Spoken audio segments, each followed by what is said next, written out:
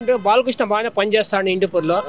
అయినా కానీ Amma Vodi free బస్సులని free హామీలు ఇచ్చేసి గెలిచినారు. కానీ ఏదో ఒక సిలిండర్ ఒకటి ఇచ్చినారు అంతే తప్ప పిల్లల ఎడ్యుకేషన్ వెళ్ళిపోతుంది. అమరావతి అభివృద్ధి పట్టుకునేసి కొన్ని హామీలు ఇచ్చి హామీలు ఇవ్వకూడదు. ఇచ్చే ముందు చేయాలి. లేకుంటే మేము చదివించే వాళ్ళ స్తోమత లేదు. మా పిల్లలు కాస్త కొంచెం చదివించుకుంటాను. మేము ఈ గవర్నమెంట్ ఎవడో ఉచితాలు ఇస్తా అని చదివించుకోండి అనేది మేము చదివి ఇంట్రెస్ట్ లేకుండా కూడా ఏదో వీళ్ళు హెల్ప్ చేస్తారనే విషయంలో మేము ఇద్దరు పిల్లలు ఇంజనీరింగ్ చేస్తున్నారు. ఇప్పుడు ఇద్దరు పిల్లలకి ఫీ కట్టాలా. కట్టకపోతే వాళ్ళు ఏమంటారంటే మీరు కట్టండి, మీ గవర్నమెంట్ అప్పుడు ఇస్తే అప్పుడు తీసుకోండి అంటారు. అప్పటి వరకు మా డబ్బులు ఉండాలి కదా. కూడా పిల్లల్ని ముందుకు పంపించినాము, వెనక్కి పీక్కోనేకలే ముందు పెట్టేయలేదు. కట్టేకి మా స్తోమతే. వాళ్ళ కాలేజీ ప్రెజర్ మీరు కట్టండి, మీ గవర్నమెంట్ ఇచ్చి నుంచి తీసుకోండి అంటారు. అంతవరకు మేము ఏం చేయాలా. జగన్ ప్రభుత్వం అయితే వేస్తాండి, వాడు ఏం చెప్తా చేస్తాండి. నేను వైఎస్ఆర్ అని విమర్శిస్తాను టీడీపీ కాదు. కాకపోతే ఈ అర్ధపోతం చదువులు ముందు పంపించేసి ఈ గవర్నమెంట్లు వస్తూ ఉంటాయి, పోతా ఉంటాయి, మారుతూ ఉంటాయి. ఇవి కాదు, రెండు తరాలు ఆరోజు చేయాలి. ఫ్యూచర్ భవిష్యత్తు నాశనమైపోతుంది. వాళ్ళు వెనక్కి పీక్కోలేక మంచి పొజిషన్లో ఉండరు కూడా.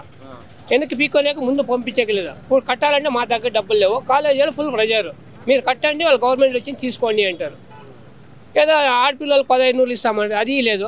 ఏదో అప్పుడు హామీలు ఇచ్చినారు. ఇప్పుడు చూస్తే ఖజానా లేదు, భయం వేస్తుంది. ఏమేమో ఉచిత హామీలు. నువ్వు చెప్పే ముందు చేసే ముందు నీకు తెలుసు, ఆలోచించాలా. గవర్నమెంట్ నువ్వు సీనియారిటీ ఉంది, నీకు అనుభవం ఉంది. ఎంత అప్పు చేసినట్టు జగన్ సారో మీరు ఎంత చేయాలని ఉచిత హామీలు ఇచ్చే ముందు మీకు అంతా ప్రతిపక్షంలో ఉందో కూడా మీకు తెలిసిపోతుంది రాష్ట్రం ఎంత అభివృద్ధి ఉందని. ఉచిత హామీలు ఇచ్చి గెలిచేసి ఏమీ చేయకుండా మీరు ఊకే చేతులు దులిపేసుకొని రాష్ట్రం రాజధాని పట్టుకొని అట్లు చేయాలి ఇట్లు చేయాలని ఇక్కడ వెళ్ళిపోతుంది. నా ఈ కొంప ఫస్ట్ పక్కల అంటుకోంది.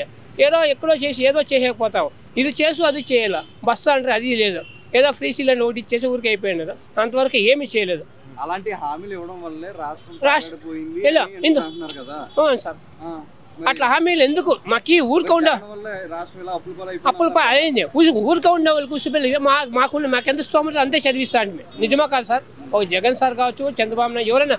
కాకపోతే అక్కడ వస్తాయంటే కాస్త కోసం ఆమె హెల్ప్ చేస్తే మా పిల్లలు అభివృద్ధి అవుతారు, ఫ్యూచర్లో మాకు లైఫ్ వస్తుంది అనేసి దురాశతో చేసినాము. మంచి పొజిషన్లో ఉంది. ఆయన ఫీల్డ్ అయిపోయి జగన్ సార్ వెళ్ళిపోయినాడు, ఈయన వచ్చినాడు, మధ్యలో ఉన్న మా పిల్లల పొజిషన్. ఇప్పుడు మా పిల్లల పరిస్థితి ఎట్లా? వాళ్ళ కాలేజీలు మీరు కట్టండి, మళ్ళీ మేము ఇప్పించుకుంటాము. ఆయన వరకు బాగానే ఉంది. ఎడ్యుకేషన్ పిల్లలకి వేరే ఉచితాలు ఇంట్లో ఉండే వాళ్ళకి ఇచ్చి చెత్త చెదారము వాళ్ళన్నీ వేస్ట్. ఎడ్యుకేషన్ విషయంలో మంచి లైఫ్ ఇచ్చినాడు సార్. మెయిన్ పిల్లలకి యూత్ మంచి భవిష్యత్తు ఇచ్చారు. ఫ్యూచర్లో ఎడ్యుకేటెడ్ ఉంటే రాష్ట్రం అభివృద్ధి అవుతుంది, ఊరు అభివృద్ధి అవుతుంది, మనము అభివృద్ధి అవుతుంది, పక్కలో ఉండే అభివృద్ధి అవుతారు. ఏ సోంబేర్లకి ఎంత డబ్బులు ఇచ్చినా కూడా వాళ్ళకి ఆప్ నాలెడ్జ్, వాళ్ళు ఏం చేయలేరు, ఎవరిని ఎంకరేజ్ చేయలేదు, ఏమీ చేయలేదు సార్. ఇంతవరకు ఏమీ చేయలేదు సార్. అది చేయాలా, ఆయన తెలుసుకోవాలా, ఇది హై లెవెల్కి పోవాలా. ఇది మీ ఎట్లా వాళ్ళ మీడియాలో వచ్చేసి వాళ్ళ దృష్టికి పోతుందో లేదో తెలియగానే పిల్లల భవిష్యత్తు నాశనం. ఏమీ ఈకున్నా పర్వాలేదు సార్, ఎవరు బతుకు బతికేస్తారు అప్పసప్ప చేసి. ఎడ్యుకేషన్ ఈ టైం మిస్ అయితే మళ్ళీ నేను చదివాకేస్తాను. ఈ వయసులో నేను చదివే వయసులో చదివి చేయాలా.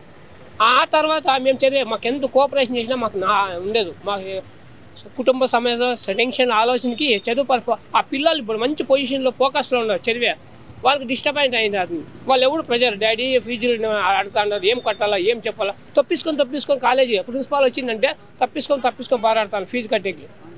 వాళ్ళు ఏమంటారంటే సార్ వస్తారంటే మీ గవర్నమెంట్ వేసినాడే మీ ఇస్తాం, మీ డాడీ వాళ్ళు చెప్పేసి ప్రెజర్ చేసి డబ్బులు కట్టండి, లేకుంటే బయట నిలబెట్టి ఇవన్నీ చేస్తున్నారు.